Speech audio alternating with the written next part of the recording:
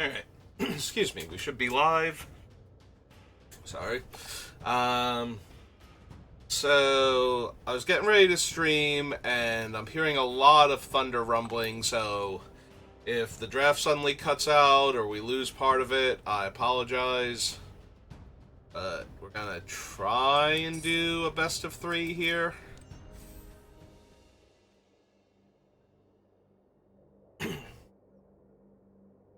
You know, assuming I can even find Abel.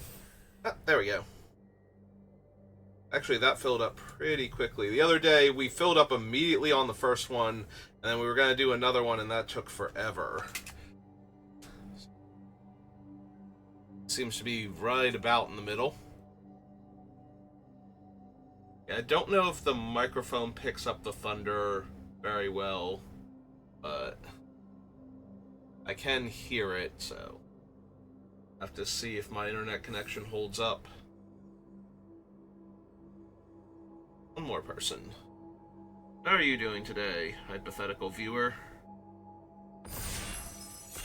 Or I suppose if you're actually listening to this, real and actual viewer that I didn't know existed. Alright, well, I'm taking the rare, because the rare is dumb. It's a Spring Heart Nantuko, and it is here to make copies of whatever it's on top of. There are a bunch of other decent cards, especially if I knew what I was doing. Etch Slith is a very good aggro creature. Metastatic Evangel is great for either the 1/1 counters or the energy matters. Unstable Amulet is really, really strong. Also have a Galvanic Discharge, but yeah, we're just taking the Nantuko. No matter what I'm doing, this thing will be good. I don't think Blue-Green Artifacts is a deck, but I'm imagining having Springheart Nantuko on the Kappa Cannoneer and how absurd that gets. So, whenever an artifact enters the battlefield under your control, including the Cannoneer itself, it gets a 1/1 counter and can't be blocked this turn. So, making another Cannoneer would make the first one a 6/6 unblockable, the new one's a 5/5, and every turn after that, it just kind of spirals from there. That being said, I don't think that's the card we're taking. A little inclined towards Eldrazi Repurposer.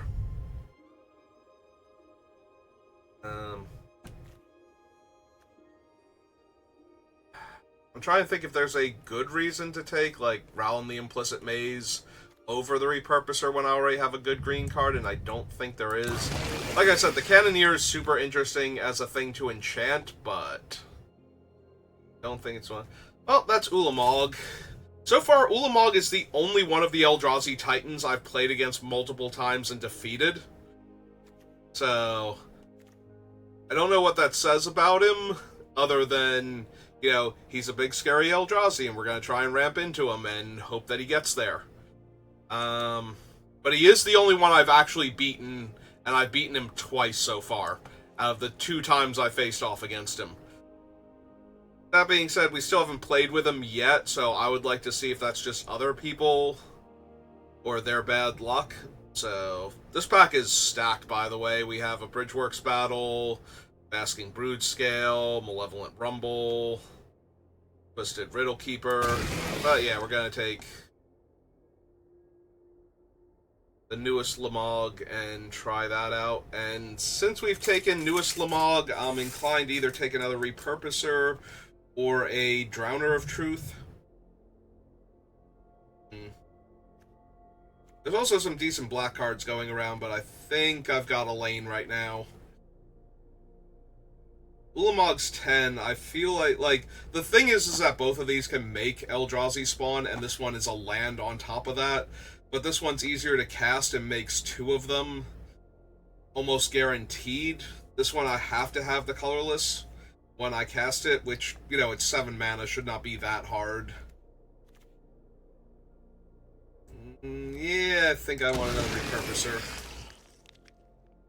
Okay, now we grab the Warp Tusker, and we just ignore all this amazing black that's going around, because we have picked our lane. There are 2 lanes going around. There is base green Eldrazi ramp, and there is mono black removal. And they're going around in equal measures. and I could have taken either of them at this point. Mono black removal with aggro creatures. Like, we've had 2 Sliths and like 2 Breathe Your Last and a Fell the Profane. Not Profane Downfall, Fell the Profane. Along with a bunch of other really good black cards. Yeah, the black is just flowing. If I had not been distracted by all the Eldrazi, we could have had a pretty decent green-black deck right now. I was, so here we are. Oh, and there's the rain. Go with all that thunder from before.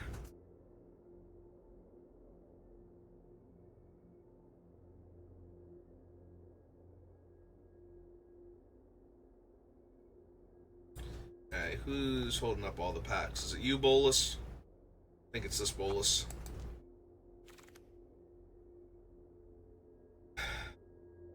Another Breathe Your Last, and no green cards either, except for a green-black card. I can just take the Foreboding Landscape, but right this second we don't need it, so I'm just going to grab the Breathe Your Last. I'm not going to let all of these removal spells go by if there's nothing good in green. Alright, the Grace is not terrible, but I'm taking another Tusker here. Black-green Eldrazi is not an archetype, but that doesn't mean we can't do anything with it. If the black is just the removal spells to protect my life total while I set up for Giant Eldrazi, that's not the worst. And there was not a whole lot in that pack, so taking the Breathe Your Last isn't going to be a huge thing if we get away from green. Like, if we open up Chris in pack 2 or something, and we just want to be green-red, or get some Void Craws, go green-blue. Yeah, it's the Apex Boluses, the one furthest away from me.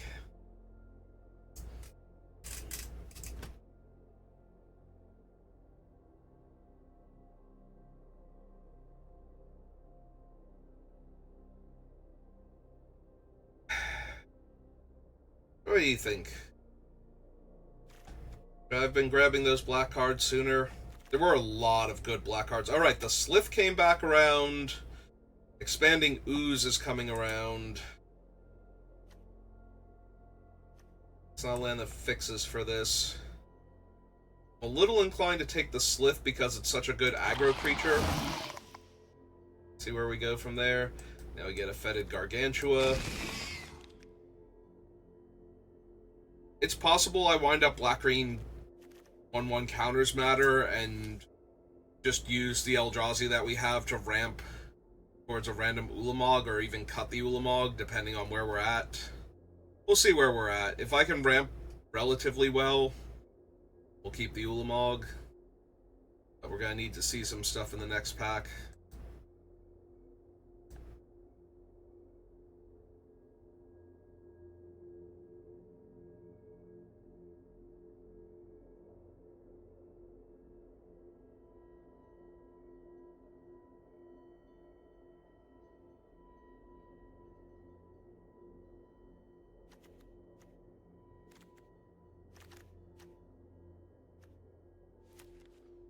Take the Gravedigg. I don't know if we're running it yet, but it's too early right now, and I'm not 100% sure where I'm going with this, so I don't want to take the rare for the gems and then be short a playable or two. Oh, that's a little more disappointing. I mean, I suppose I have the Warped Tuskers to Gravedigg back, like I can cycle them on 3 and then Gravedigg them back 4. I'll be like a turn away from casting them. Alright. Well, none of these are really the card I'm looking for. So that makes me a little inclined to grab the Evolution Witness over the Fangs. Yeah, there's not even like... There's like one red Eldrazi here. That's even the slightest bit tempting. No green-black. Colorless lands. So we take the Evolution Witness over the Skittering Precursor. I think.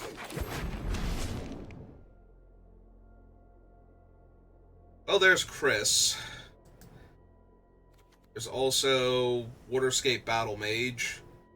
But yeah, we have the Fetid Gargantua. We have 2-Etch Slith and a Breather last. But Chris is so obscenely powerful, I'm willing to take him here over the Waterscape Battle Mage and just see if anything happens. That is how powerful Chris is. So I can just grab him here, and it might even be correct. No real black cards to speak of. Just some gold black cards, not in green. Can take the Oozewag, which would give Ulamog Trample to go along with his Annihilator. Gift of the Viper is fine.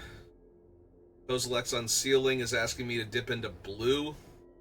And I currently only have the 2 Warp Tuskers.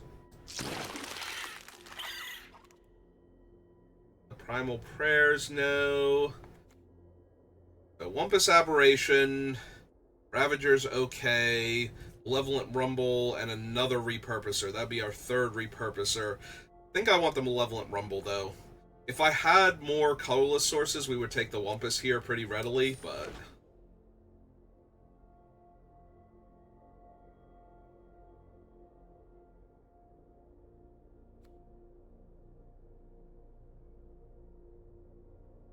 I wonder, if Ulamog had no counters on him, but was otherwise modified, if I attacked with him in the Ooze, would he trigger his Annihilator 0? And we could put the counter on him with the Ooze, and then the Annihilator would resolve and there be 1 counter? Or would it trigger as Annihilator 0 and resolve as Annihilator 0 because he had no counters on him at the time? How does that work if Ulamog gets counters in response to his Annihilator trigger?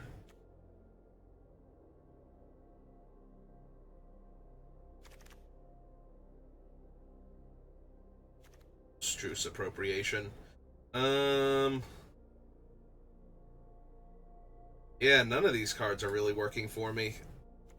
I don't really want another Colossal Dread Mask when I already have 1 Mask and 2 Warp Tuskers. They also don't have the white mana sources for an Appropriation yet. I think that has the most upside, though. So... I don't think drafting another Dread Mask is really going to help me. Oh, there's the blue-black-green land. I think we take that here. It's also possible I take the green-blue-red land so I can splash for Chrysalis. Maybe that's going to be it. Maybe that's it. We don't really have enough playables right now for me to ditch black is the problem, but I want to be open to being able to play Chrysalis if we can. What I would really like is some of the green fixing, Pathway and the Dryad. Pathway is obviously like almost 0% now, but until pack 3, but Dryad I could kind of see going late if nobody's really in green.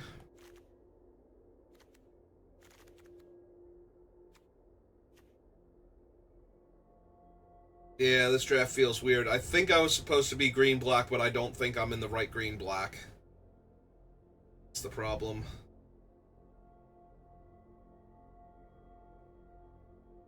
Like, we passed a lot of good black in pack 1, where if we hadn't have done that, maybe we get some better black cards here.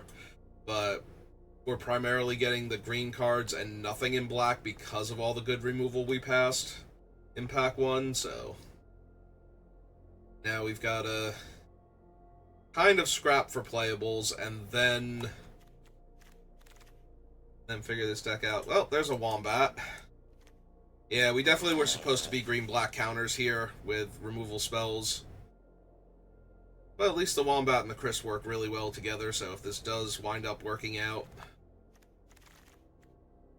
Okay, this is green, white, and blue. Yeah, we're not running any of these, so we just grab Roshin towards gem count.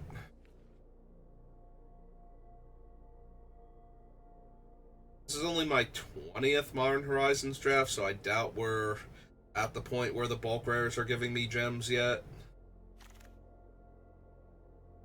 Especially since I've been picking fewer bulk rares than normal due to the overall synergy requirements for this set. Like, a lot of times there will be a medium card in my colors that synergizes with my deck that I wind up taking over the bulk rare that I would have taken in other packs. No, we're not running any of these. I guess we'll take the story circle. We'll let somebody who has, like, Genku or something have the Drake. They can live the dream. We'll take the story circle.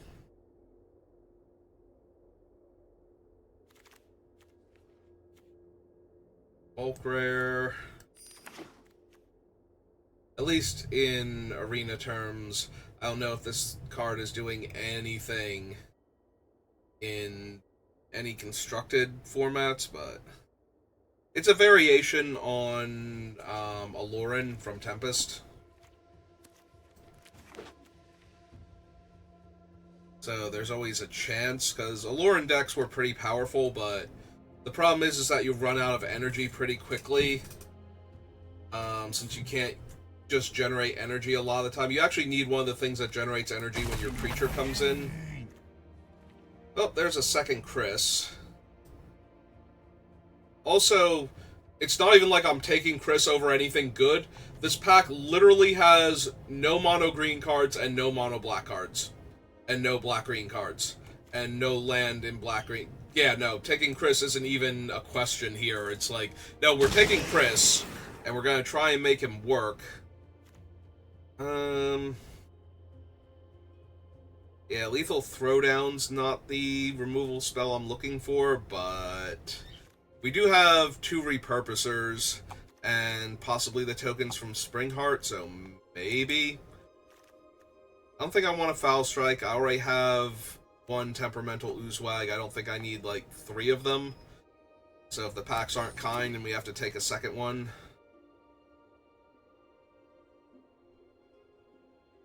Oh, there's another Breaker of Reality. I'm going to need to start finding more colorless sources if I'm going to run all of these. And the colorless sources are just not there at all. Like, every one of these lands has been terrible for Eldrazi. Or for black-green, except for, like, that one that I passed in order to take a red one to grab Chrysalis. So... yeah, I don't think we've seen... we definitely have not seen the Jund one yet. I don't think. If we did, it was before I knew I needed it. Like, pack 1.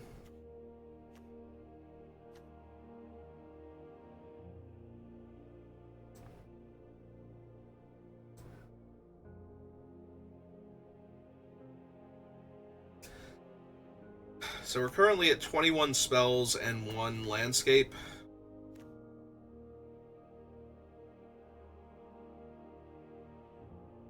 So if we absolutely needed to, it would probably be... it'll be 1 Gravedig and either the other Gravedig or the Insight to finish off the deck. Like, card count-wise. This pack is garbage. Mindless Conscription. Definitely not something I want to run. Might wind up having to run, but definitely don't want to. But we do need red sources for Chris, and we need colorless sources to make sure we can cast all of our Doomsday things. And that's a black-red land, and the whole begging and choosing thing here.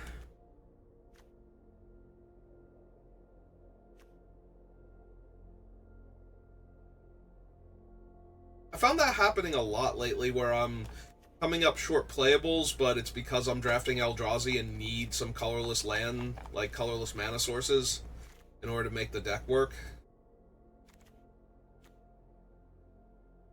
Plus we need ways we can tutor a red mana source for these 2 Writhing Chrysalis, because...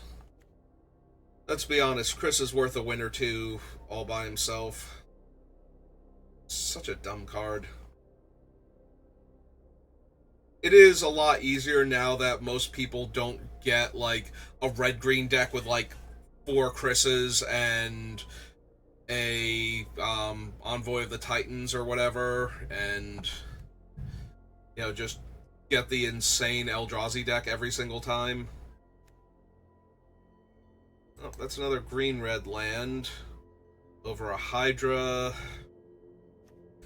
Yeah, I think I need some colorless sources. I would love to be able to take a Nightshade Dryad or, like I said, Path of Annihilation, but we're on the 8th pick. If one of those somehow came to me, that would be insane. Alright. Take the Refurbished Familiar. We will take our 4-drop 2/1 flyer. Maybe 3-drop 2/1 flyer.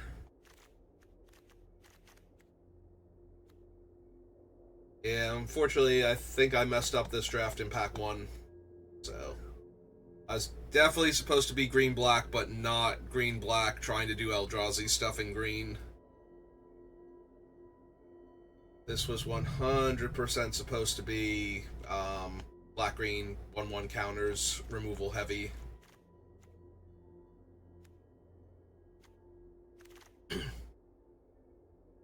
Well, this is the pack that had nothing for us, and it still has nothing, so we're taking the Mythic.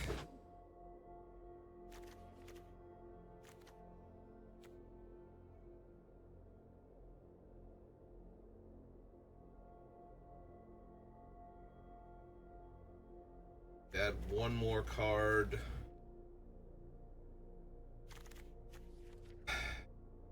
Maybe just run the Foul Strike. Foul Strike is one of those weird cards where I'm not thrilled with it, but it does its job. Maybe the New Year's Nightblade. We do have 2 Chris's and a Springheart Nantuko, so that might legit be a card that goes in. The Foul Strike we might just bring in when we run into a deck with a lot of flyers. Or like a couple really potent flyers, one or the other.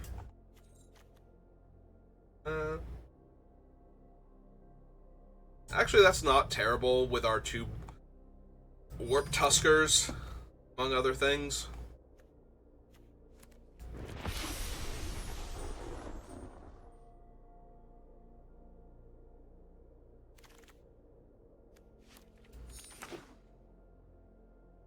Yeah, I am not thrilled with this deck. We don't have enough ramp for the Eldrazi that we have. But I also don't have much of anything to replace it, so we're kind of stuck. Alright, what one card is not pulling its weight here? Probably the Refurbished Familiar. It's not really on topic with what we're doing, so in any way, shape, or form, neither the counters nor the Eldrazi, so yeah, okay. I think this deck is bad, and I think we're going to lose, but we will try our best not to do those things. Not to be bad and not to lose. Who knows, maybe the power will go out and it'll save me from this particularly bad thing. Yeah, we want to be on the play. Well, we have our mana and we have one of our scariest creatures, so although we don't have double black yet, so that's a little bit rough, but alright. I don't want to run out the Nantuko on turn 1, like, at all, so we can find other stuff to do here. I do want to save the fetch lands for it, kind of. Alright, we wait one more turn, try and draw one of our 2s or 3s. I would have loved to have seen a Slith here, because suiting up the Slith with the Springheart Nantuko, they would have had to kill it somehow as quickly as possible or just die to it.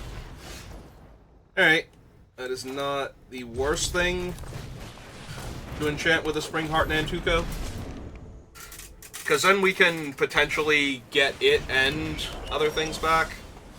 Alright, so we're only gonna be able to make the 1/1 this turn, though.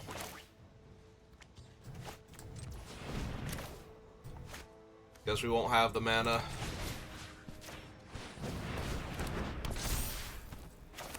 Alright, play this one out. The 1/1. Crack it. Get a swamp. Another 1/1. No attacks.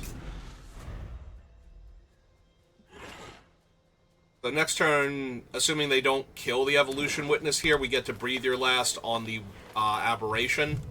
And then landfall with the Bountiful Landscape, make a copy of the Witness. Oh, nope, they're just going to exile my thing. Oh, and bounce my Witness, too. Oh, that sucks a lot. Alright, we're taking 6.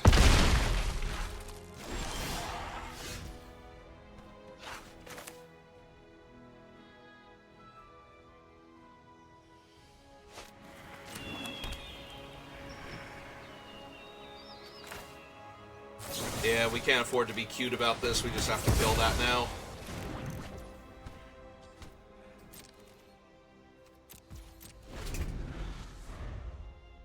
Also, that's most of my natural colorless land sources for these Breakers of Real or Breakers of Creation, so I'm going to need. Alright, that's not much of a thing, honestly. Oh wait, come back, 04. 1, 2, 3, 4, 5.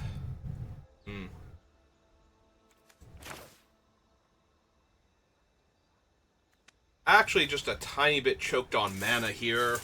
Like, I can't... So, I guess we cycle the Tusker first.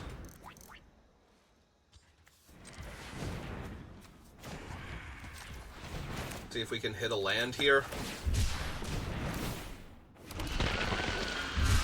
Oh, we did have one more landscape. Okay, that's actually super helpful then. Now we cast this idiot.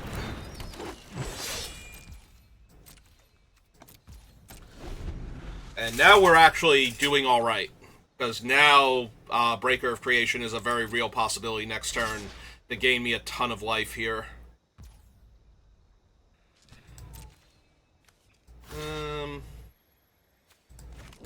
Yeah, we can still save myself 3 damage and deal them 1 here. Oh, please use your dumb combat trick here to, like, trample over or something. Don't save it for the Breaker of Creation. That'd be silly.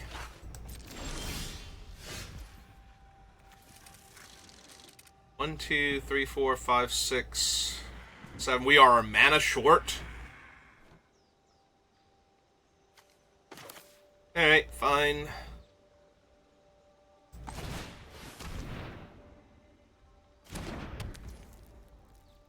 So, in that case... 1, 2, 3, 4, 5...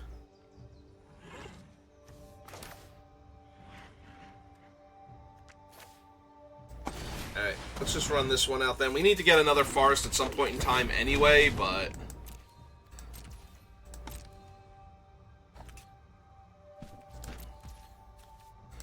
should be fine for right this second. I was thinking we were going to be able to cast the Breaker this turn, but we are mana short.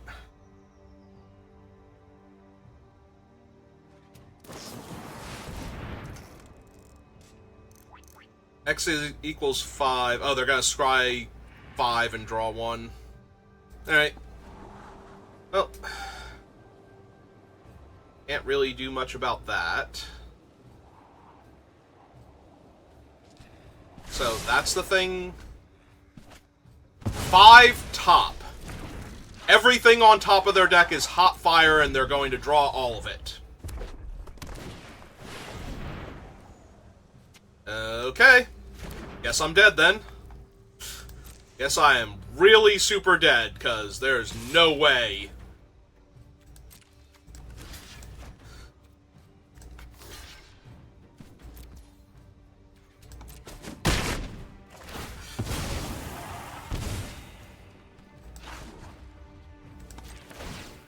Alright, let's go get my other green source.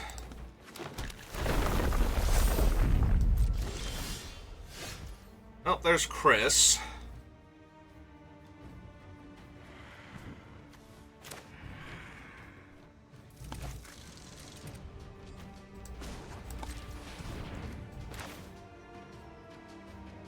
Yeah, I guess we just play Chris out then.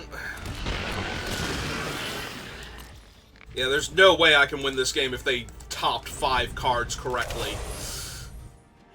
Or even vaguely correctly, like, they don't even have to have all been right, but if most of them were correct to leave on top. So now they have 2 Kozileks on ceilings. Okay. And then they cast a 5-drop Eldrazi. Oh. 4-drop Eldrazi. So their Chris is now like a 99.99. Yeah, okay.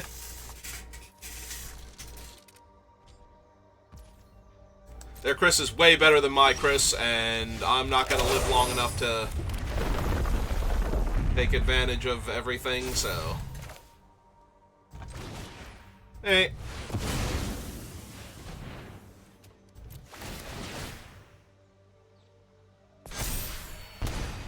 Yeah, they have infinite creatures to sacrifice, so my Chris doesn't actually even do anything here. Or, not Chris, Breaker of Realities. Breaker of Creation? Which one is Breaker of Reality, then? There is an Eldrazi called Breaker of Reality or Reality Breaker.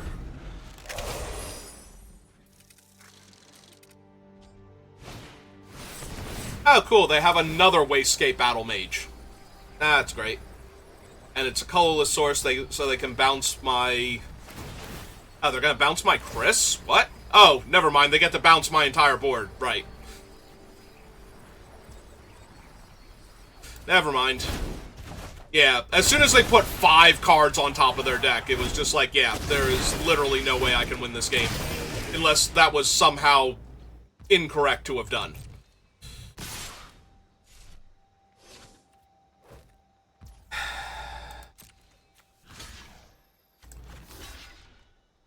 Actually, blocking the Chris's doesn't even do anything, because if I block... I mean, it's still block... I guess they're still the strongest creatures attacking me, but if they sack all of their Eldrazi... Although, they're trading 1 damage for 2 damage if both Chris's go on block, so... Okay, and we block... You? Okay. Sure.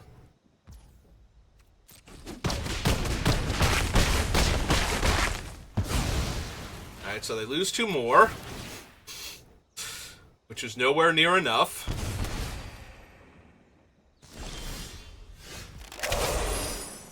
We replay Chris, and then we die, right? Like, we just die here. There's no way we live. We would have to sack the Eldrazi before damage, and they still have the other 3/3s? Yeah, let's just go on to the next game. Alright, so they have the much better Eldrazi deck, which doesn't necessarily mean anything. Ours is fine, but if the game's stalemate's too long and they get their enchantment down, I'm just going to lose. Also, they have 2 Wastegate Battle Mages naturally, so that's kind of horrifying for my enchantments. Alright, let's just run it back. Not a whole lot. We don't have much of a sideboard, as is tradition for me. Well, I knew the deck wasn't going to be great, but we just ran into our deck, but infinitely better, it looks like. Like, the first couple turns of the game. Oh, cool. We can either Slith, or we can Chris. Because we gotta do one. I think I'm gonna attempt to Slith. Their deck seems way better if they get going sooner. So, I think we Slith and try and find a red source for Chris later.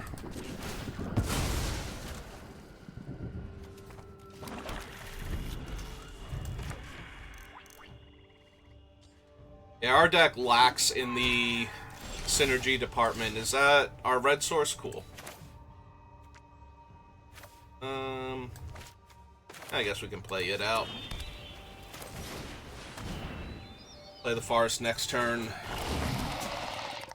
Now, do they want to crack their land, or do they need the colorless? If they just play the Wastegate Battle Mage here on 2... Oh, it's just it. Yeah, It That Heralds the End is not the thing I am scared of. Alright, let's crack this, go get our red. Oh, this was incorrect. Because I can't play anything else this turn. Well, I have botched that twice now, because I also should have played it afterwards.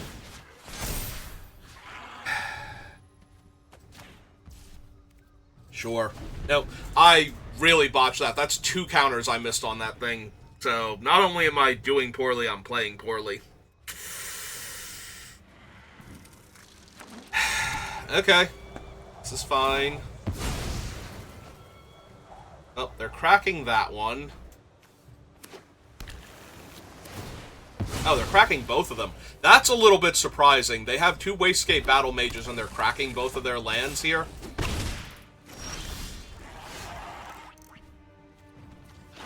Okay, let's play our Black Source. Hit them for 2, get a counter. Yes, Chris. Alright, so we're in a really good position to win the game for game 2.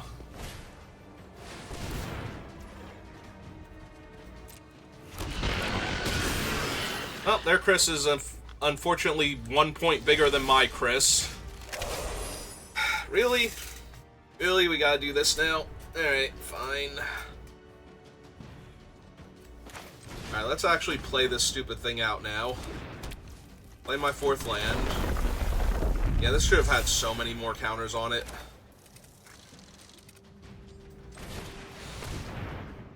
Play the Temperamental Oozewag.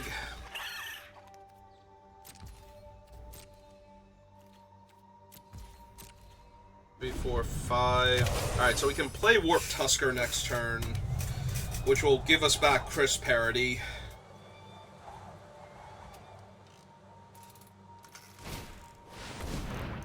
Oh, there's their Aberration. They did spend colorless, so we don't get a free Warp Tusker out of it.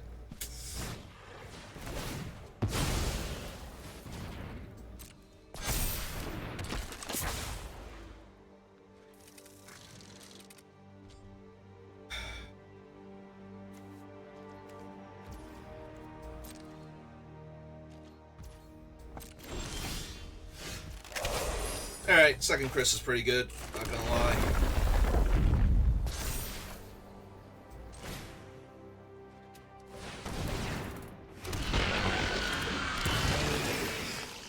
One, 2, 3, 4, 5, 6. I'm a mana short of casting this idiot and getting him back. Or casting this idiot rather and getting a token out of him.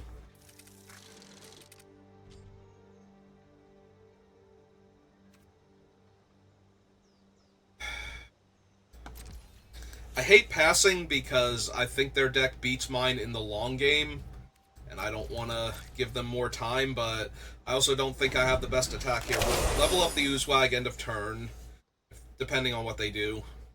They could play the Wastegate Battle Mage or something here.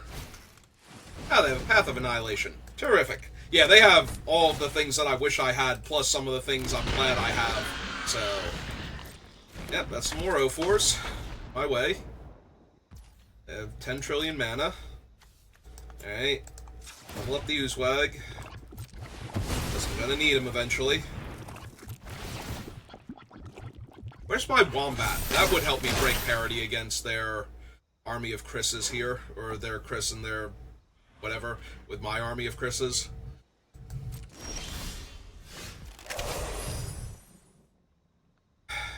I mean, that's pretty good too.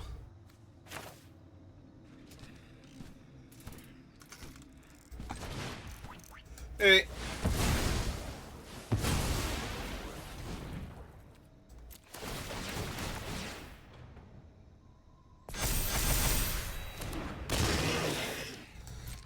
Alright. Now I'm feeling a bit more confident, because now they'll actually have to lose permanents plus block this thing. And if they kill it, I just get to bring it back with the enchantment. So, what's their terrifying thing now? Is it Kozilek's Command? They're tapping a lot of mana here. So it's probably Kozilek's Command. They're just going to make 50 Eldrazi. Oh, it's Riddle Keeper. Which can target my 8/4 to slow me down. Yep. God, that's obnoxious. I was finally going to be able to attack with my stuff. And we have decided, no, I can't attack with my stuff. He's silly. Alright. Actually, if we play out the land, then we don't have to lose the other token. Then we have 2 tokens in case we draw the other breaker.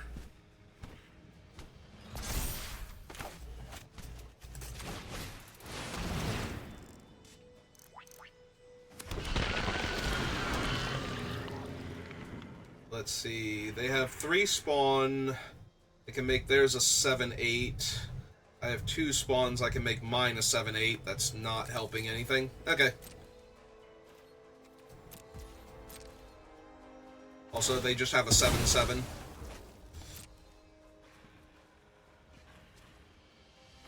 So, me having a 7/8, bumping into their 7/7 in one of their spawns wouldn't even do much here. Alright, this time that makes a lot more sense. They have 3 spawns in play. Oh, they have an Altasaur. I gotta be honest, out of everything we've seen... Oh, they have a 6. I was gonna say, out of everything, I think the Altasaur is, like, practically adorable compared to, like, everything else they've played this game. As far as big creatures go.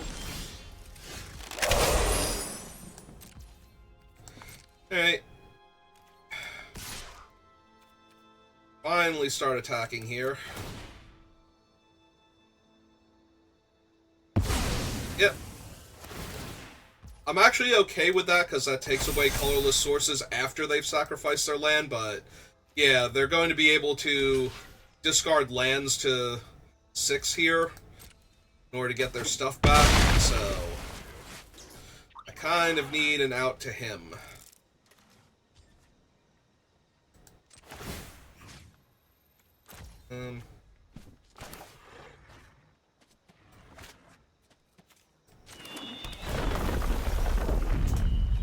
Actually, I can bring back their stuff. They only have the Altasaur, though. Is it sorcery speed? It is sorcery speed. Okay. I just want my thing back then. Before they find their thing and get rid of it. Alright, so if they found a land, yeah, they just get to cast another annoyed Altasaur. So yeah, this feels like a losing battle again. Well, they don't get any of its triggers, because they can't... Oh wait, can they kick it? They can cast it without paying its mana cost. Do they get to kick it still? By tapping their creatures here? Yeah, they do. That's what it's doing right now. It's letting them kick. So... they're gonna exile my Slith, and... looks like they're bouncing... Oh, they bounced Chris. Yeah, bouncing Chris isn't that bad. I still have another Chris in play that's big. That's not an issue here. Yeah, again, the biggest issue is that we are going to get to a part where my things don't actually matter. It's just their dumb things and what they're doing. Alright. So we play another Chris. Some more bodies.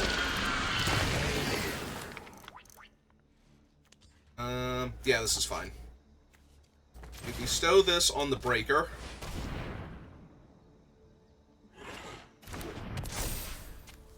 We crack this fetch. We get a land from our deck.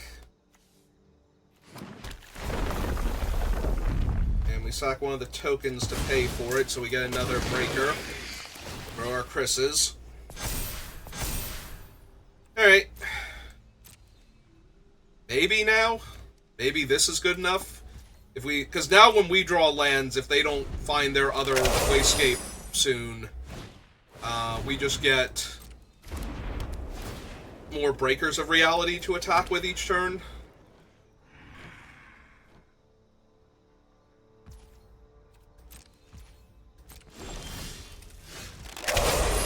Wombat's also pretty decent.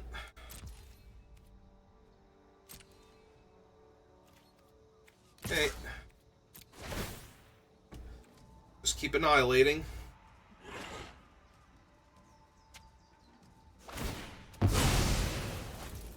Okay. Oh, they're hoping to draw a land to get rid of my Nantuku, aren't they? Yep, okay.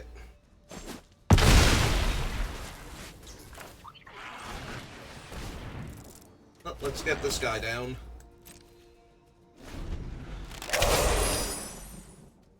But yeah, now if they draw a land, they can buy back the Wayscape Battle Mage and kick him again. Which is... oh no, they just naturally drew another one. Never mind. God damn it. Am I gonna bounce Chris again? Okay. That's fine. I'm more upset that they are exiling this thing, and I have no way to respond to it to save it. Or to... I would even kill it off of my own guy to potentially get it back later. Yep. Very frustrating. Granted, any land they had have drawn would have also accomplished the exact same thing, so... So I would have had to sit here and wait for a removal spell that kills 6, I guess, and then they would have top-decked their other copy and killed my thing anyway, so... Alright. Oh, that's super helpful. That will take care of 6.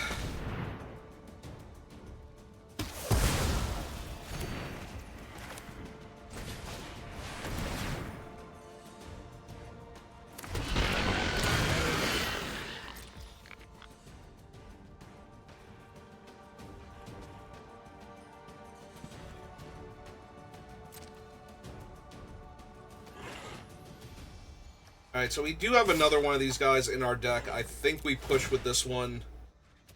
I need to take them off resources. Like, everything they're sacrificing here, even the little things, aren't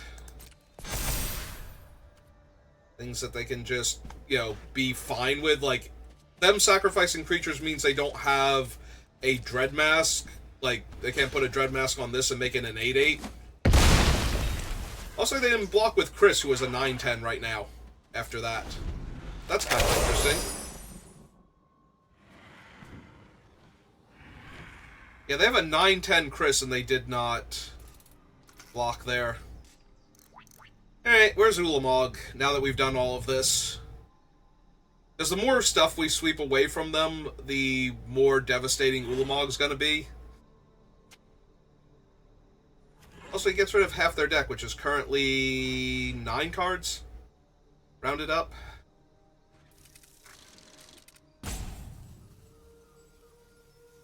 Yeah, their creatures don't comfortably attack into mine without putting the mask on first. And if they put the mask on, there's a very real chance that I just lose a couple of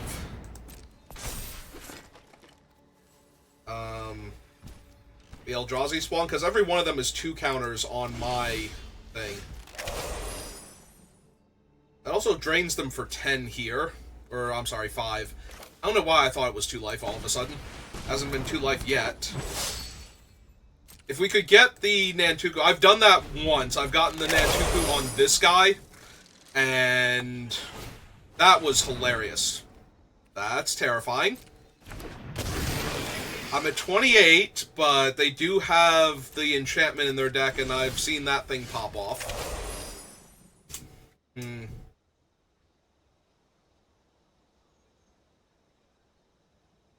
Oh, I'm thinking because they get 2 counters, so...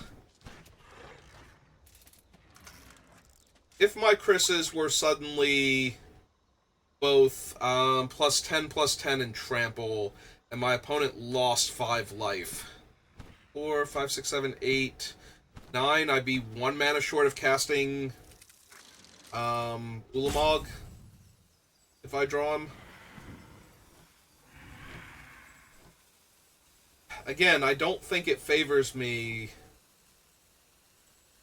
to sit around. So this guy would be a 12/13. So that would... Both of them would trade for the thing, but if they don't block with it, it's so much math.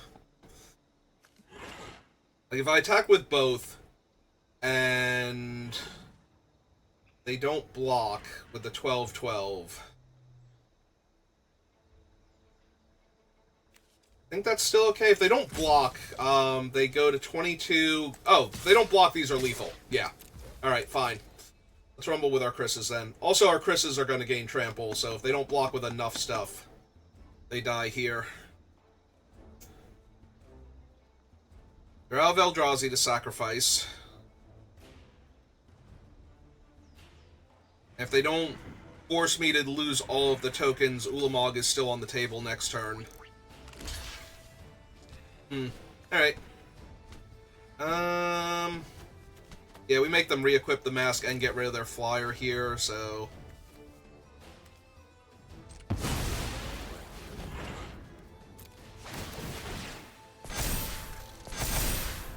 Oh, right, I only get one counter. I can only do that once per turn.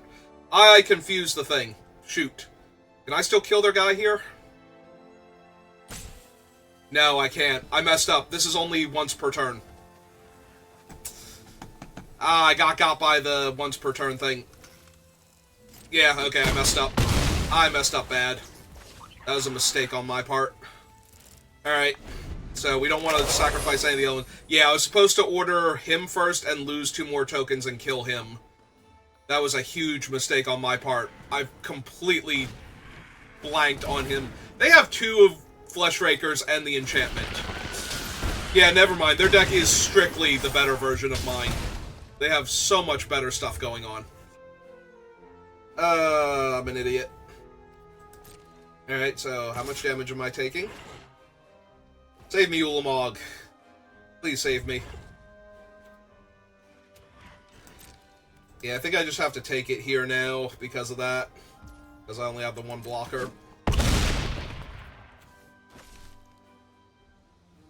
Yeah, I was supposed to sacrifice these things, like, my turn, their turn for a couple turns, and then do the attack. But we will put 2 more counters on Chris here.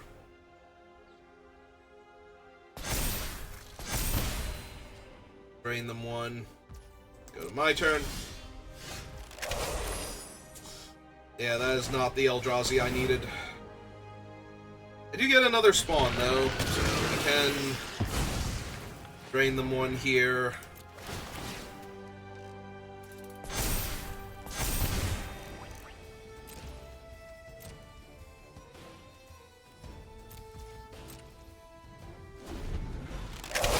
Yeah, I was supposed to have been doing this for a while now in order to make sure. Alright, that's not really much of a thing, other than getting the mask eventually and being a Death Touch Trampler. But... Ah, they have a copy Crook, so they're going to copy Flesh Raker and have a 3rd Flesh Raker. Yep. And now it's a colorless creature that came in. Yeah, I punted this game. Oh, they're not attacking? Cool.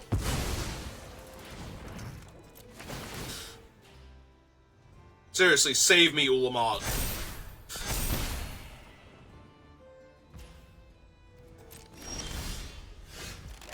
You're not Ulamog. What are you doing?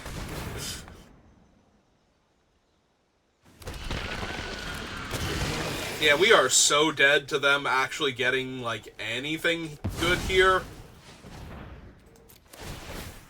Like, our little pings are cute and all, but... thanks to me messing up that 1 turn and not having 2 Chris's this size instead of just 1, both with trample. Yeah, I botched this entire game from start to finish, I think. But certainly that 1 turn is what actually killed me. They drew a card they can't play. I've drawn a land. That one.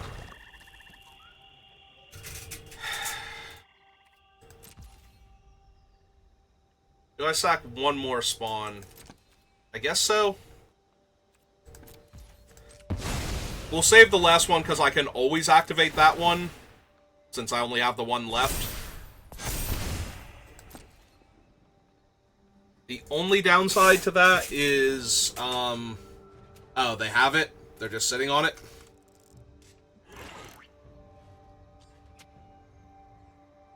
Alright, do the thing.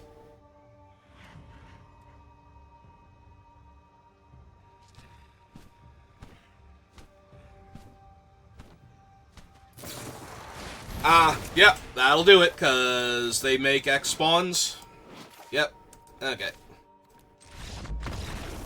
Alright, I need a quick break, and I will be back for round 2. Get off of the defeated screen. Yeah, that was entirely my fault, though, for attacking with the 1 Chris. Although, I don't think we could win that game, because we kind of board stalled there. And even with the 2 Chris's, we weren't going to be able to get through. And they can just trade their other big creatures instead? Yeah. Alright, be right back.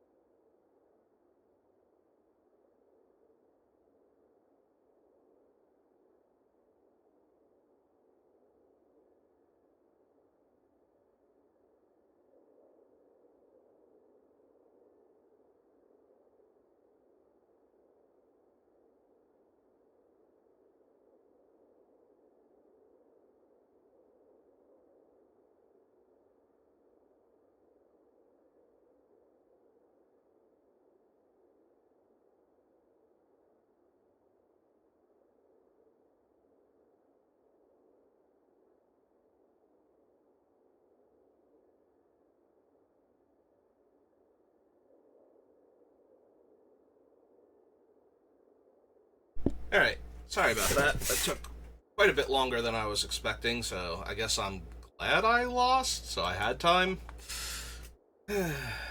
Either way, we're back, and we're gonna try again. So that definitely felt like a bad matchup. Our opponent seemed to have the much better version of our deck and had the answers to a lot of the cards that might have made it break in our favor more readily. So, and I botched the whole thing by attacking with Chris that one turn, thinking I could just double up his counters with no consequences. So this hand is essentially a 5-drop and 2 unplayables right now with 4 mana. I don't think we can keep this. This is the same hand, but worse.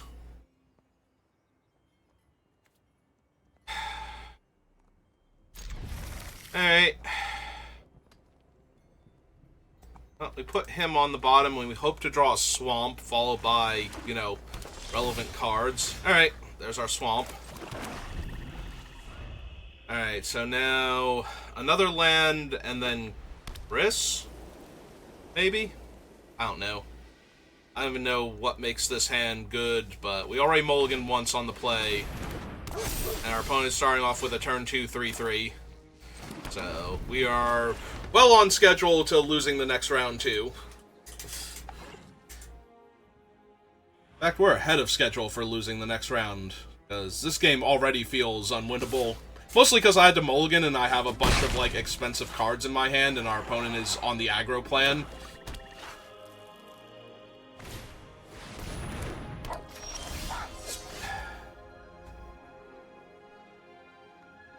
I'm not gonna lie, I feel like I have to run this thing out. I guess we don't have to run it out right now. We can play the Nightblade first and try and do the Nightblade shenanigans where we bestow on this thing and then landfall forever, ideally. Because we just want to draw lands anyway to get to our other thing, so we could draw a forest. Their creatures are going to make this difficult, because if I have to block with my 1/3 tokens in order to not die, the fact that we're draining them 2 or 3 points of damage instead of... You just cast it, opponent. What are we doing? You're gonna put an enchantment on it? You're gonna fight me? What are we doing here? Are we actually doing a thing? I don't know what thing we could possibly be doing here, though. Is the issue. I would really love a forest next turn. Forest would be great.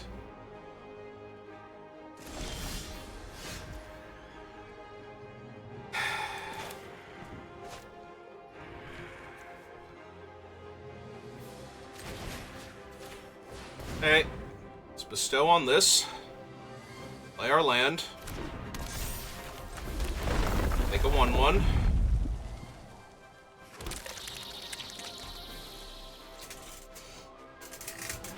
So we could lethal throw down the 3/3, but then they just feed it to their thing and make a 4/4.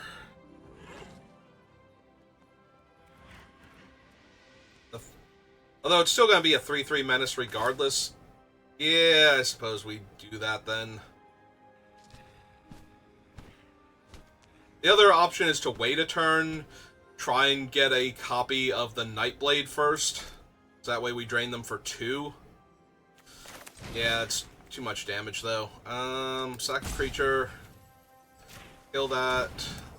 Lose the token.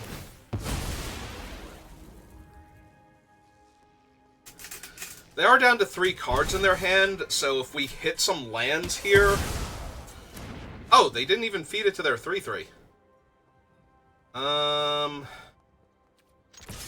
Well, I can't block the 3/3 menace, so... If they want to untap into Death Touch, I guess they got me? No? Okay.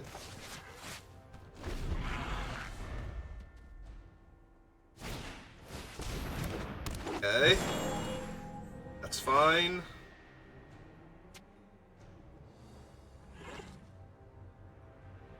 Do their thing and attack me for 4 instead of 5.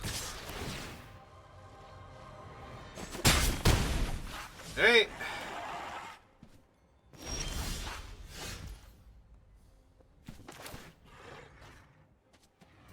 Alright, I think having another Nightblade here is just too good.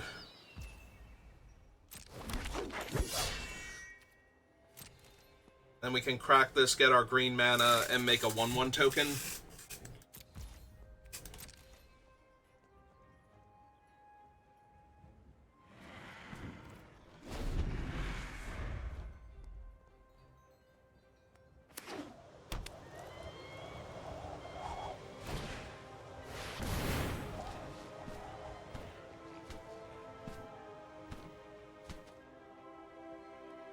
They're going to target the Nantuko? Okay, so we want to get our last token then. I think? Yeah. We're a bit too far mana-wise off of Breaker of Creation, so...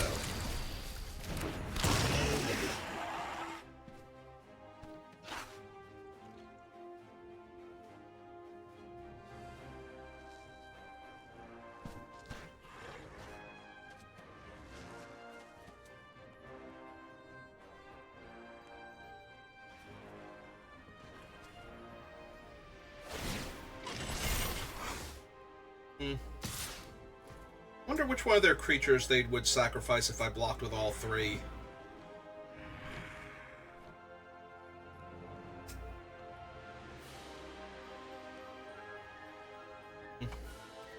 Suppose it's not quite worth it yet then. It's close, but not quite.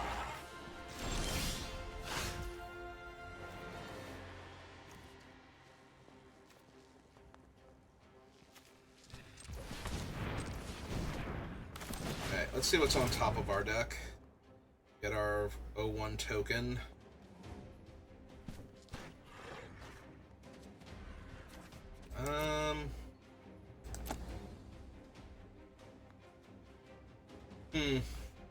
I kinda want to grab the Warp Tusker now and cycle him.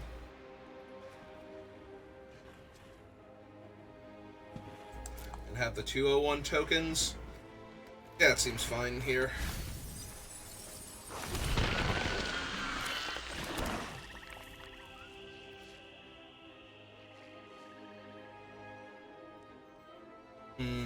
I can cycle him. I kind of want to get to this, so yeah, I can cycle him, get to the Breaker.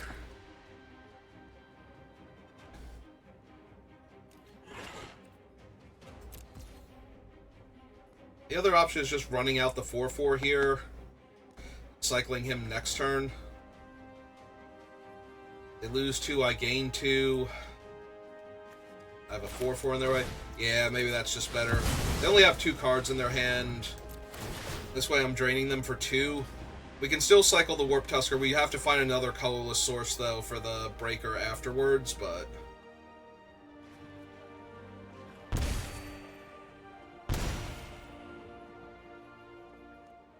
should be able to do that between the card draw off this guy and the card draw off this guy.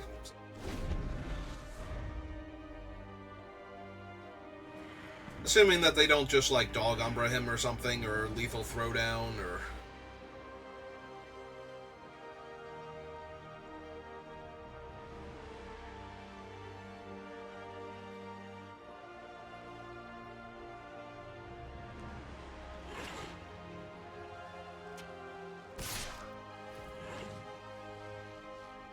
Okay, I'll trade my guy for your combat trick.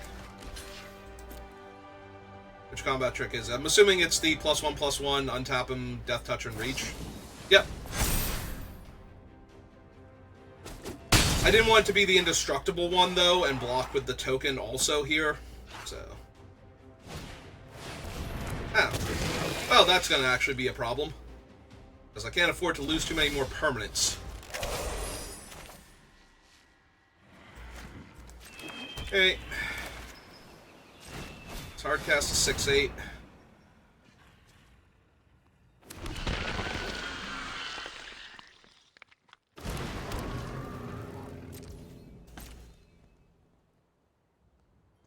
Bright side is they only have 1 Eldrazi to get the 6/6 back, so... seems okay.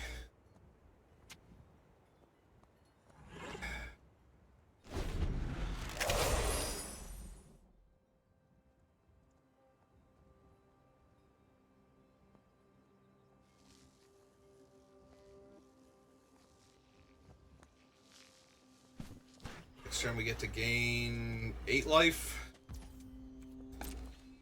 Most likely. Okay. Use that. Drain 2.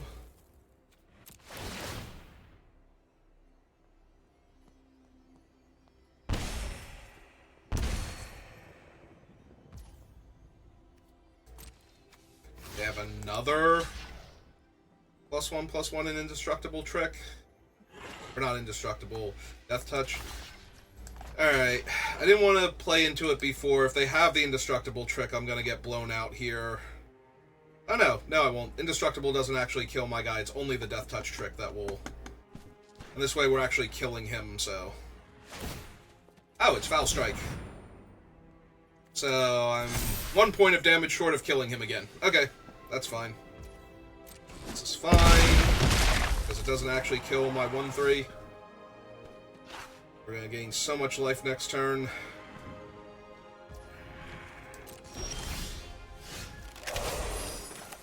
Oh, play the land first, because it's 1 more life.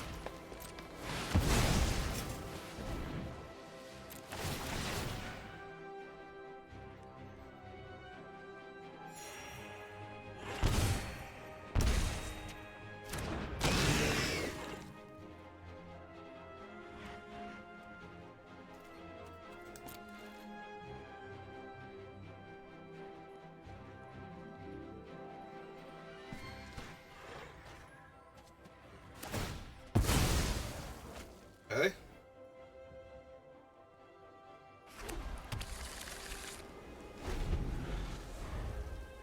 Now even if they get a second Eldrazi, they can't recast him. It goes back to the hand, right? Yeah.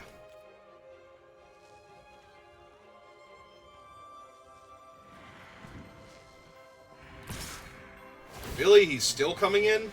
Alright. Don't really need 2 mountains. Hey! Hit me. Given that they've only attacked into me with various combat tricks and whatnot, I'm actually inclined to believe they have something here. Now they have another... Oh, they had nothing. Okay. Oh, that's fine. We'll send the breaker at them. Alright, them having a trick every single other time made me think they were only attacking because they actually did have the trick each time.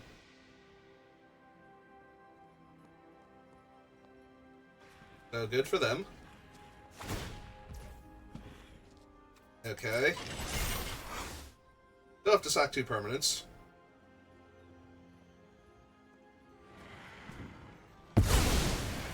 Okay.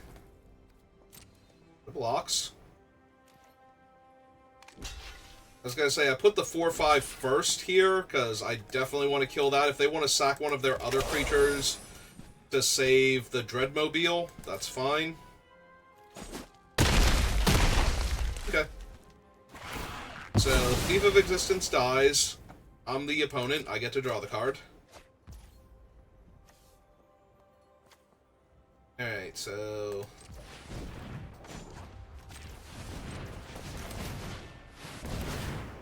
Their Repurposer. Their Wombat. And ship the turn back.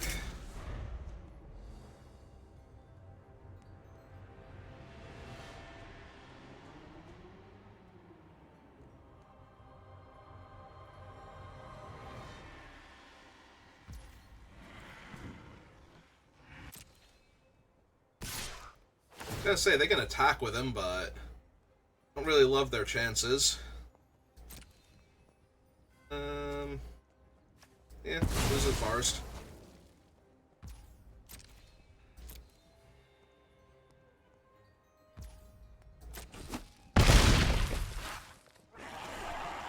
What else you got?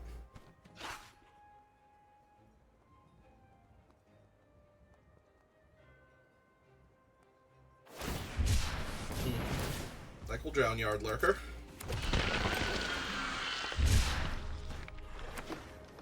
He'll land. Hey, go to my turn. Oh, hey Chris, how's it going?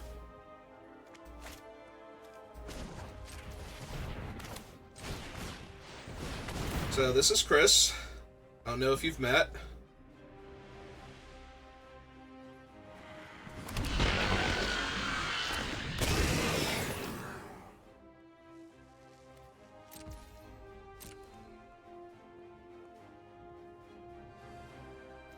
I gotta be honest, this feels like attack all minus the one Scion.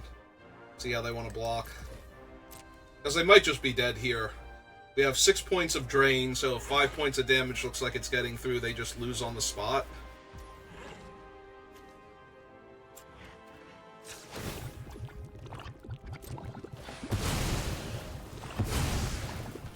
And yeah, they're off it. This gets his extra counter.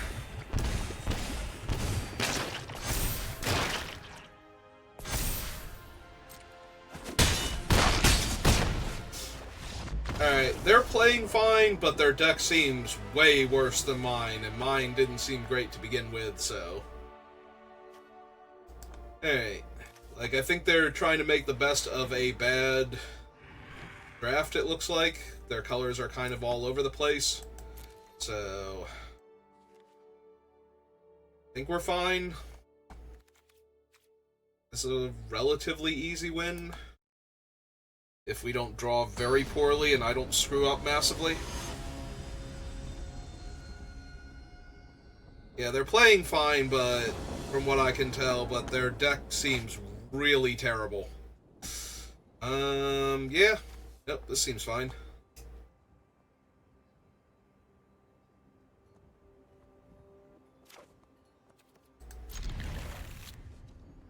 Hold the rumbling for a little while until I know what I need. Because right now... Oh, we have an even better curve. Oh my god, we have an amazing curve. We're going to turn 2 Slith, turn 3 Wombat. Please, please don't ruin my Slith. I need this. I need this to be a thing that happens to you. Your deck's already kind of terrible, so... I really want to just win with this particular 2-card combo real quick. Actually, we need to play the Swamp first.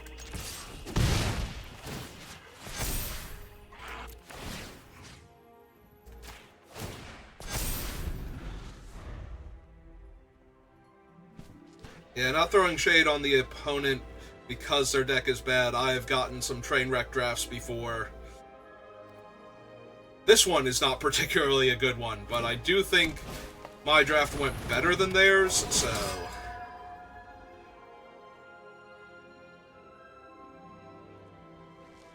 I mean, technically... that blocks and trades.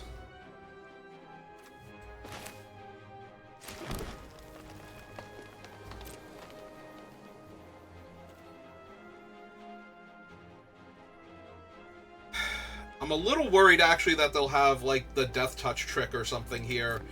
Because they showed it to me last game.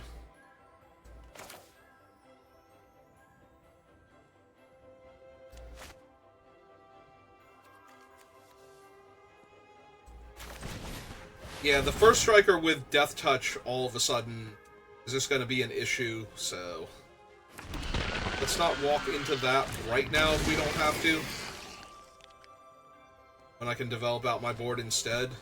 Because they can't really attack either.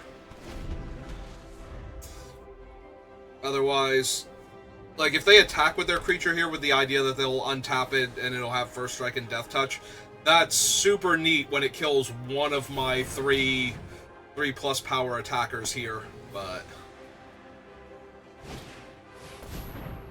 Alright, they found their Mana Fixer, which, considering that they had cards in the other 3 colors in their otherwise white-green deck, is probably super important to them here. Okay. Oh, that's not a mountain. Alright, let's look for a red source then. For this Chris.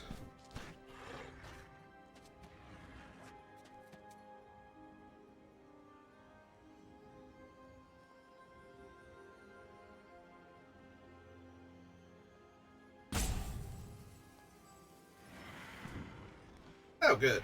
Actual red source.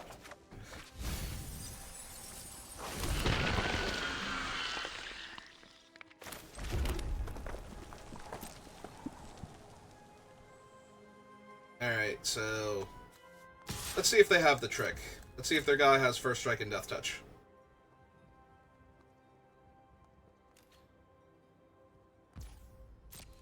Yet. Okay, play the Nightblade first. This way we can play out the Chris next turn and the Breaker after that, and we'll just have all of the life and all of the counters.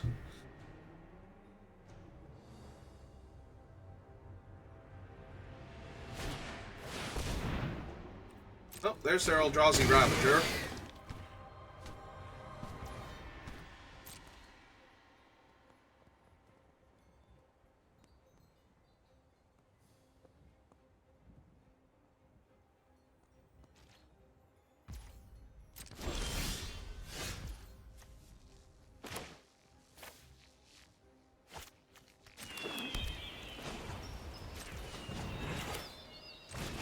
Alright, so here's Chris. Get his stuff going.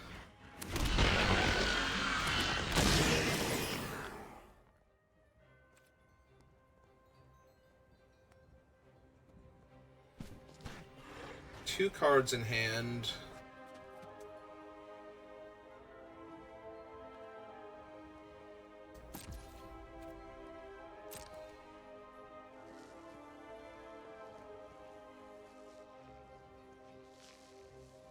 If we attack with the 3/3 and they have nothing, they get to trade the 1/1, the 3/3 Menace. They get to trade the 1/1 for the 3/3. Nothing else happens to them. It does keep giving them priority. I think they actually do have it. And they didn't use it on the 3/3 because then it's an onboard trick. But I'm kind of telling them that I believe they have it, so either they're bluffing very well, or the fact that they haven't used it yet, and that they're not attacking with the 2/2 before I had the Reach Creature, because I could have always untapped it with that trick. Too bad I don't have a ton of removal in this deck.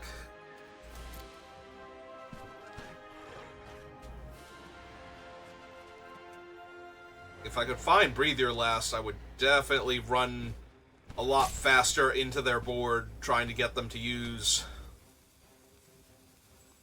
their things. Alright, that's a minor problem.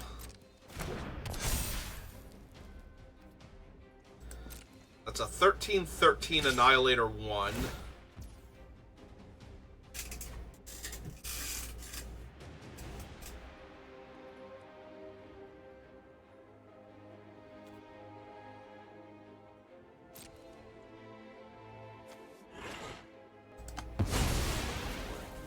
So we lose that.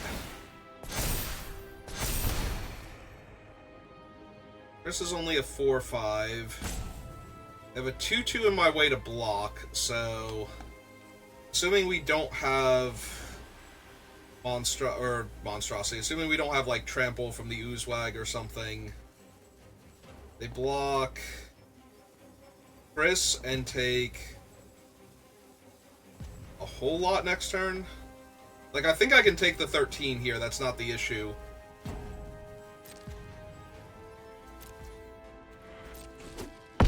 Try and figure out if I actually have them dead next turn or not. So if we pump here, we get 2 drains. We only get 2 counters, but that's okay. We would only get 2 counters next turn anyway. Well, 3 counters when we sack that one. 1, 2, 3, 4, 5, 6, 7, 8. Oh no, we're not a colorless short. We have that one. Okay, so yeah, let's top him up.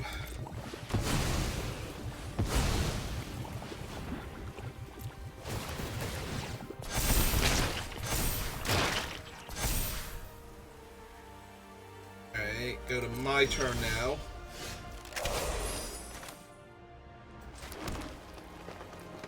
Second Breaker is nice. really what I'm looking for. Let's see. If they block Chris, they're taking 5, 6, 7, 8, 9, 10, 11, 12, 13, 14, yeah. Oh, I'm sorry, they're not taking 14, because Chris wouldn't do that, but we'll still be fine, because what's going to happen is they attack with their breaker next turn, and we sacrifice the 3/3, and we get the 0-1 token. So yeah, this has them taking 5, 6, 7, 8, 9, 10, 11, 12, 13. Yep, okay.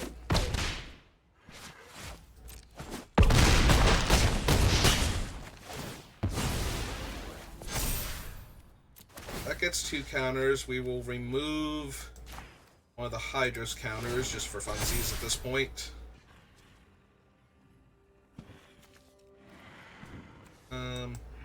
That one, yep. Oh no, this just kills them. They're at 1. Why did I think they were at 2?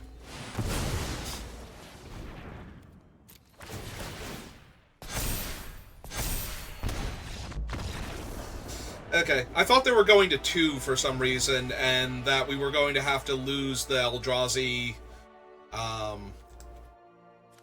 the Repurposer when they attack. So we would lose the Repurposer, that would give us the token, we sack the token, that drains them 1. So that's how I thought we were going to have to win, but apparently we were even closer than that, so...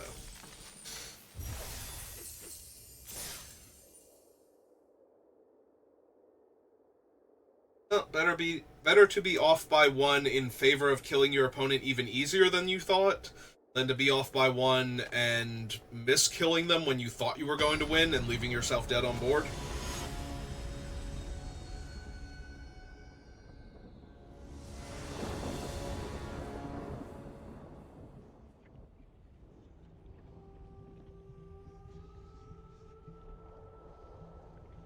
Alright, I'm trying to figure out if my opponent only loses, or if they are declaring themselves the only person I'm going to lose to.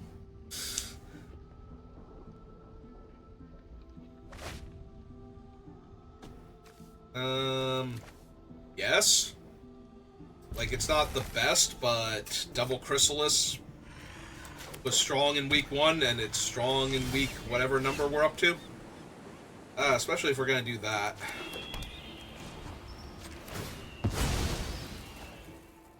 Go grab our mountain now.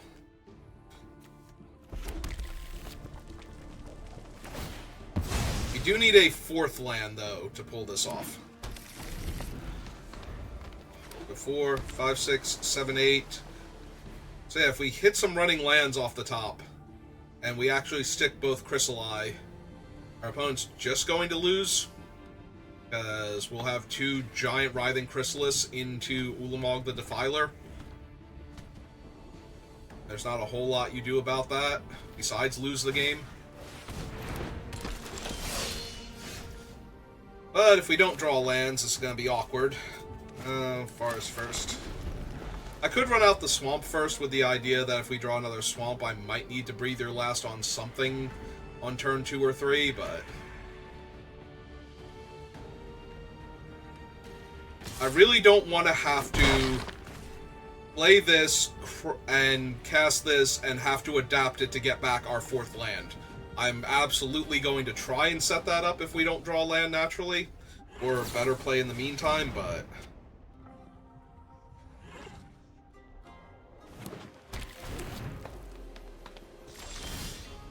Okay, we did draw the land naturally. I still think we run this out now, because this is a decent target for their removal if they have any.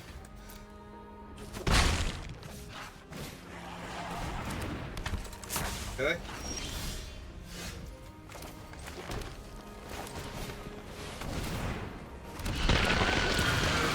Oh, there's Chris number 1.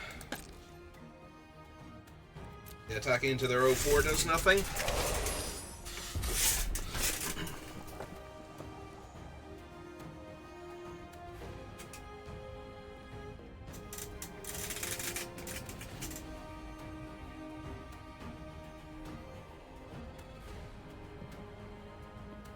So technically what I can do next turn is adapt the... If I don't draw a land, I can adapt the Evolution Witness by sacrificing the 2 tokens if I wanted to, and then get back the land and play it and play another Chris.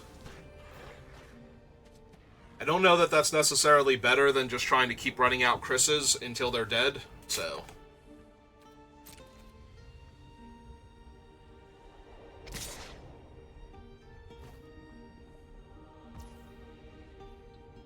I mean, I'm kind of down to block with Chris and lose one of the tokens and make them do something else afterwards. Let's see, what could they do? They adapt it for green and 2. That leaves them with 1 more counter. As long as it's not the indestructible trick, their thing goes up to a 4/4, and Chris is a 4/5, so it would just be a trade. I can just adapt back Chris if they spend all their mana. Alright. I'm down for that if that's their plan. If that's not their plan, if they've got other things going on, we'll find out what it is. And we still have the Witness, so... Unless they can kill the Witness and kill Chris here. Oh, they're gonna bounce my Chris? Okay, that's fine. Although, that worries me now, because if they get up to enough mana... They have 4, 5... So 2 more land is gonna be really rough for me.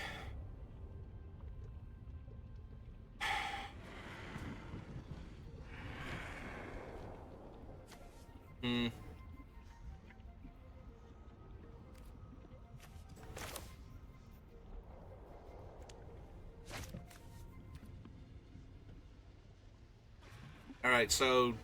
Do I care if I have to get the land back here? Like, if they block with Evolution Witness and I take back the land...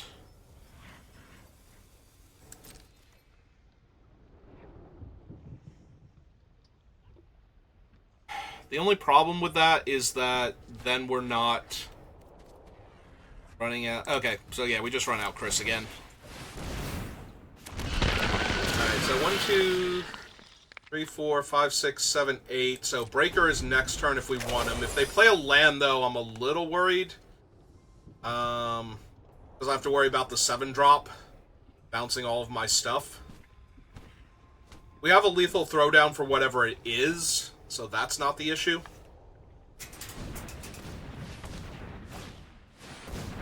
Ah, they have an Evolution Witness. That's neat. Do they have a land? If they don't have a land, do they have a land that... Oh, they have a land they can get back here. Okay. So yeah, I do have to worry about...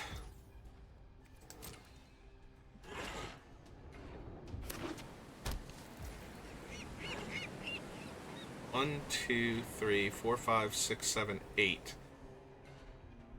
So if I draw a land, I could actually cast the Breaker and kill the Evolution Witness. Or not the Evolution Witness, the Sage of the Unknowable, rather.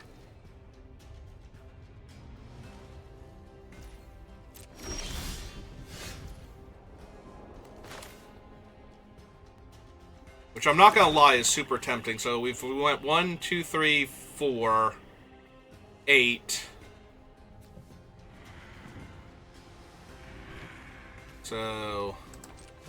Yeah, I think that's what I'm going to do, because then they're 1 mana short of being able to bounce all of my stuff, and I actually get an attack in. Because I think they're trying to set up for that.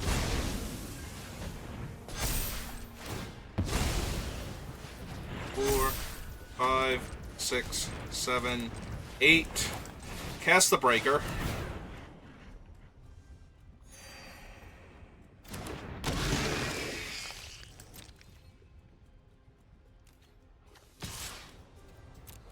Them for 6.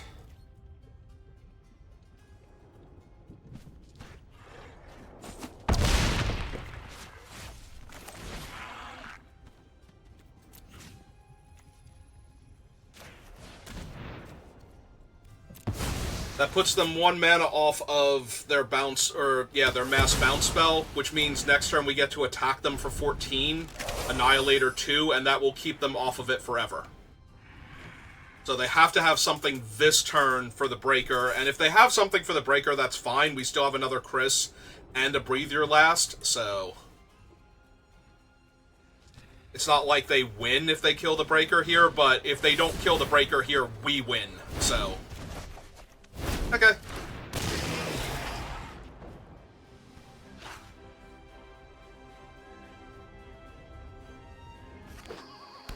You have a land, although that was their 7-drop, so they probably have another one in hand.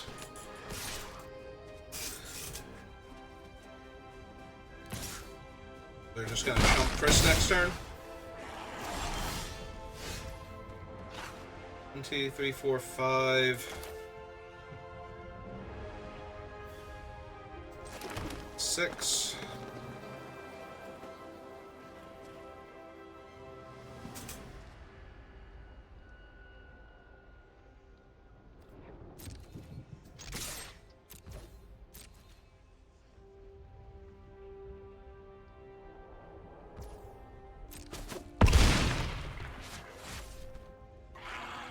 Okay, this is fine. Gonna cast their Giant Doomsday. Oh, that's not a Giant Doomsday Eldrazi. I will, however, kill that, I think. Yeah. Giving their things haste and whatnot is gonna be problematic. Well,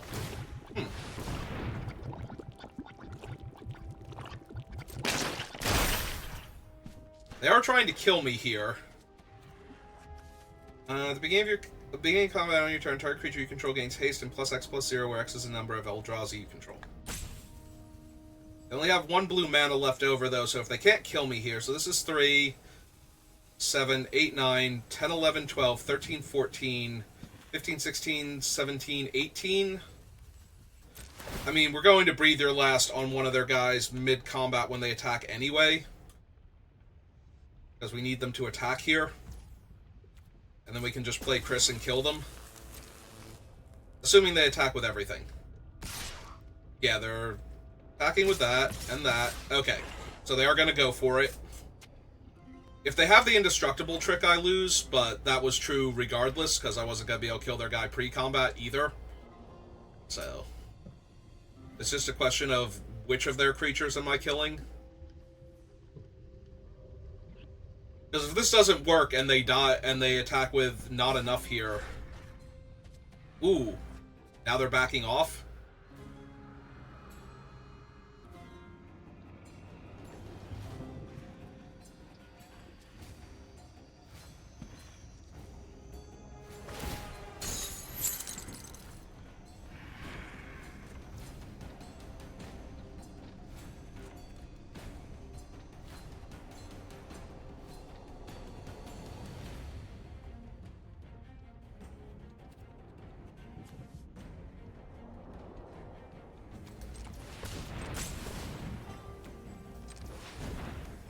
Alright, let's see what I draw first. Land. Land doesn't do it. I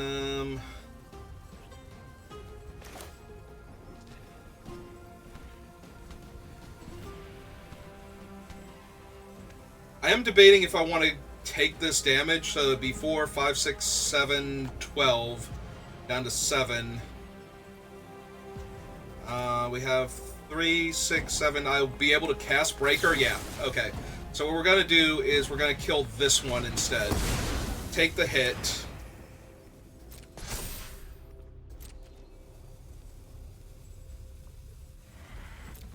Because I'd rather play the Breaker and gain the life here. Because they're going to have to chump Chris here. I guess they don't have to chump Chris here, but they're going to chump Chris here. Yep. Their Hydra Trainer's tapped. We gain 9 life real quick. Or 8 life, sorry.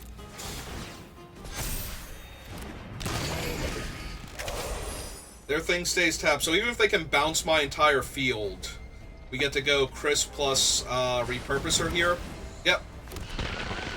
Although that's a huge hit because they give their guy haste.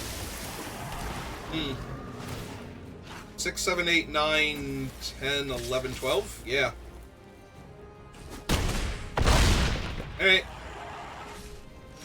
And the Hydra is going to be online again. I mean, we have Chris, and only one of their guys has Trample, so...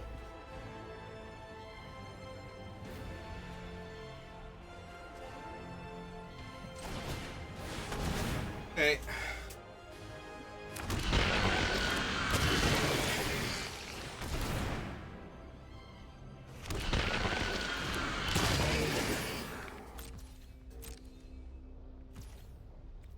Alright, we got them to use, Ugin's Binding, so, without killing us.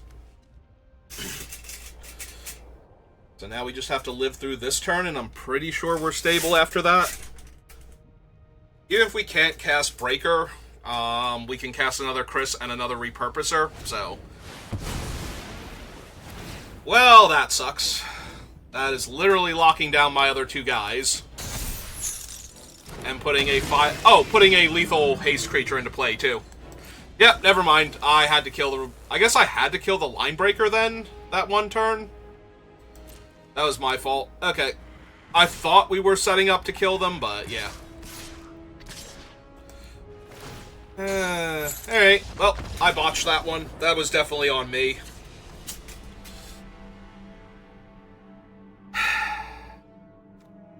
That was definitely on me. I should have killed the Line Breaker there to stop them from giving haste to the thing that was going to trigger Ugin's Binding.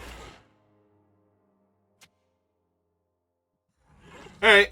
Let's not screw up then. I know, that'd be a nice change of pace, wouldn't it?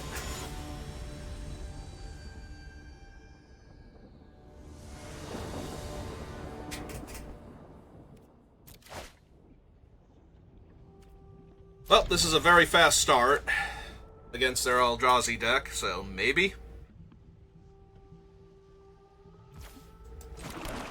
Even have the removal spell for one of their early creatures to stop them from being able to block the Slith until it gets big enough for the Hard Assault to stop them from being able to block the Slith.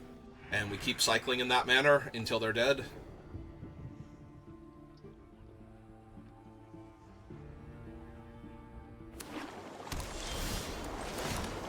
And we also have the turn 4 Chris again, so that's neat.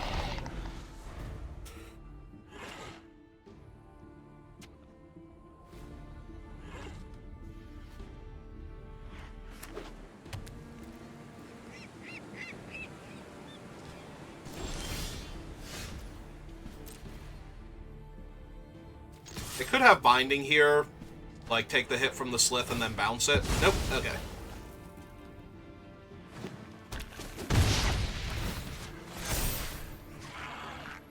Target them, play our land, pass the turn.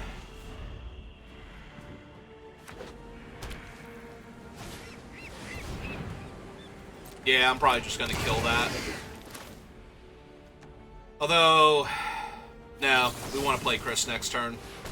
We just want to run them over real quick before they get a chance to recover, so...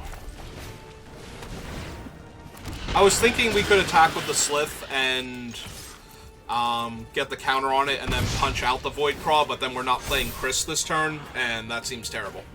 So let's play Chris and just win the game instead. Because next turn we get to sack the tokens, cast the Vanguard, or not Vanguard, Tusker. Why did I think Vanguard? Titan's Vanguard, maybe? Okay. We have to cast the Tusker.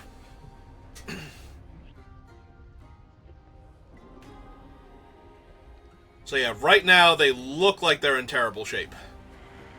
I'll have to see what they actually have.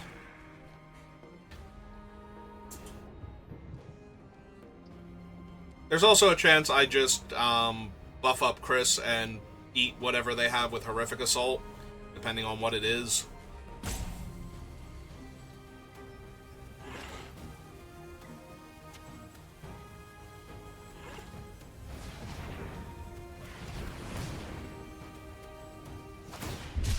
Cycle him. That's fine. That chumps Chris if they want it to, but doesn't do much otherwise. If they want it to.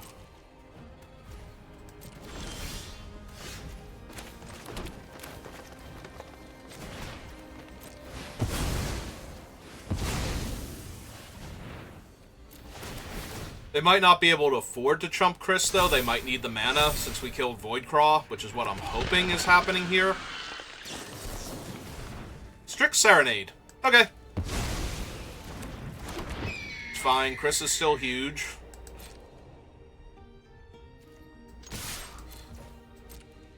Slith is still unblockable. Yeah, they do need the mana.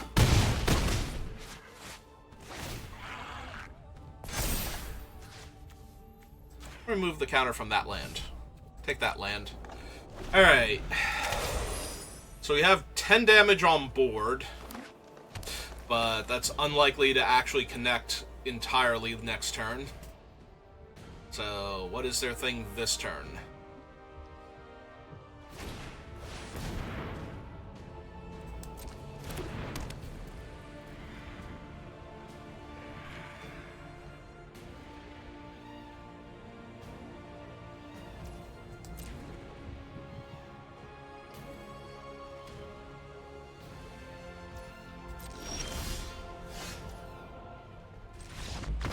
Okay. They're off it. So, on to game 3. Alright, we've seen a tiny bit more of their deck, but not much of anything. Like, there's no real incentive. They have the 1 Sphinx for Foul Strike. Yeah, I don't think that's quite good enough. Alright.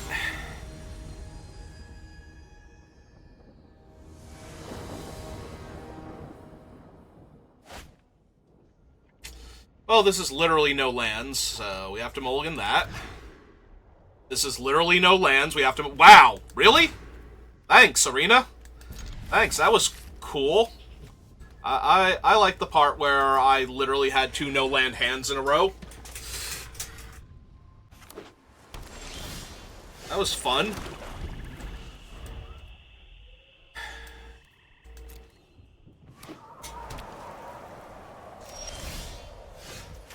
Ah, cool. And now we've drawn a 4 and a 5 drop bomb stuck on 2 land. Alright. Oh.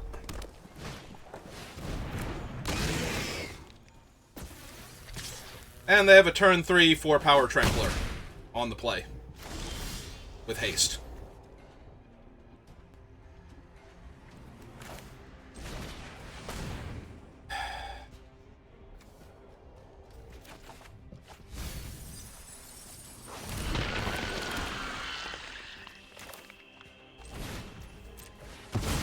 Well, unless we actually hit our Wombat, I don't think we can race this.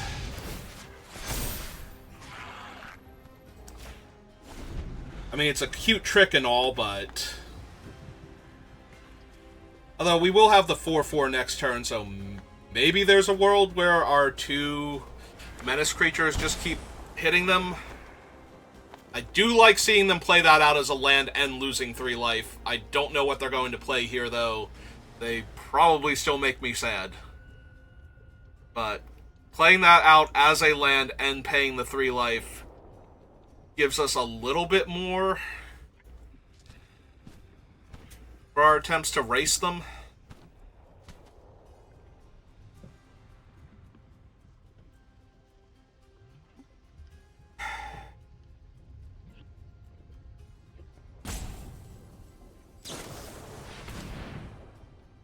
Okay, I'm not gonna lie, I really like seeing them take 3 damage in order to play a ramp spell instead of another creature when the Eldrazi Linebreaker is currently just kicking my ass. Like, no 2 ways about it. So them paying 3 life and not developing out to the board...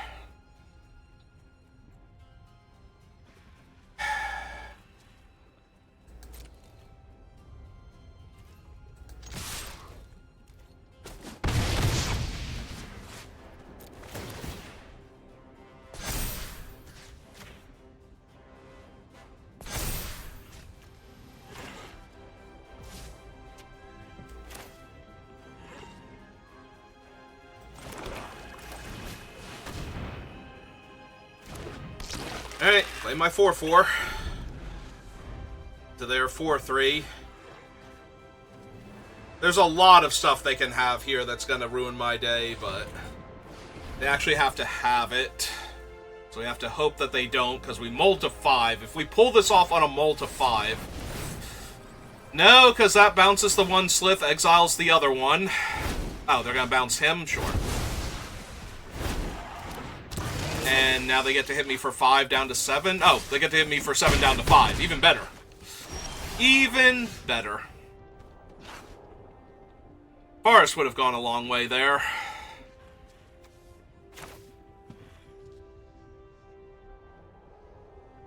Yeah, this game is unwinnable now. Like, I need to grow my guy. That's a given.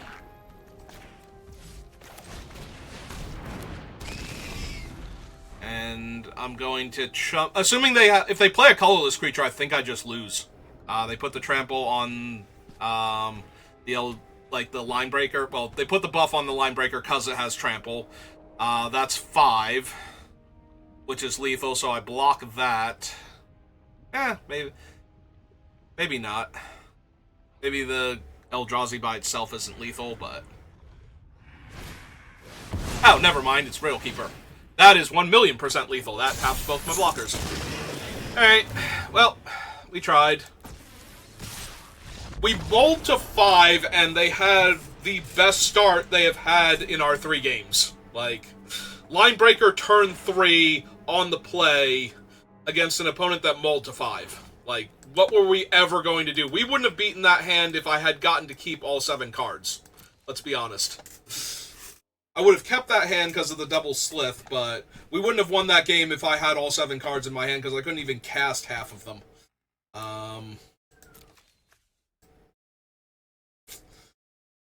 I guess we need to draw the Horrific Assault so we could kill the Linebreaker.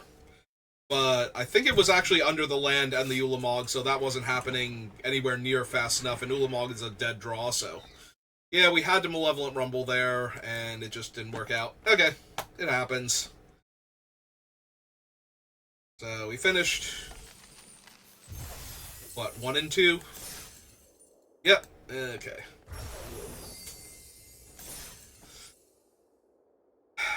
Do I want to do another one?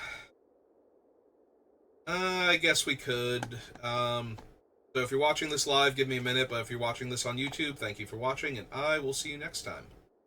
Good rest of your day.